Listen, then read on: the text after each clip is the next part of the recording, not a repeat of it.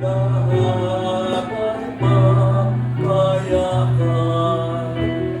Kung saan maaaring isip, sikatan ng liwanag, ng kusang matangkil, tungkulin mamanaan. Sana aking bayan, sarili tulungan mo ihanap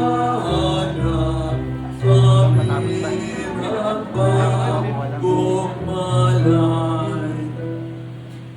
Sa ngalan ng Ama at ng Anak at ng Espiritu Santo, sumayin niyo ang Panginoon. Mga kapatid, muli sa ating naalala sa sariwa natin, ang kamatayan at buhay ng Madam Silvina sa Gulabinay, nag-ali ng kanyang buhay para sa ating lahat, sa kanyang buong pamilya. Pagkaloob naman ng Diyos ang ating dalang panalangin para sa Kanya ay magbigay ng kapayapaan sa kabilang buhay kasama kapanan. Kaya ngayon po tayo makikanampanda para sa pagbuhay nito. Ating aming mga pagkakasala para kami pag-uuli. Kung ilang patawad at amin-amin.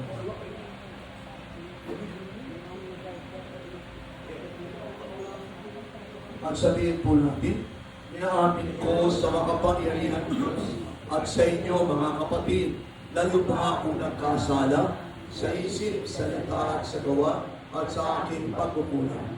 Kaya sinasamo ko sa mahal na Birhen Maria, sa lahat ng mga anghel at mga banal, at sa inyo mga kapatid na may panalangin sa Panginoon.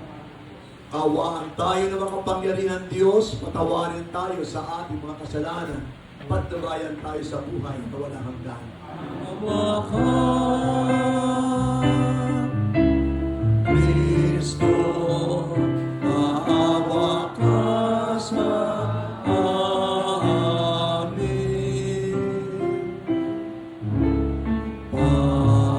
Panginoon, maawa ka. Panginoon, maawa ka. Manalangin tayo. Ama namin,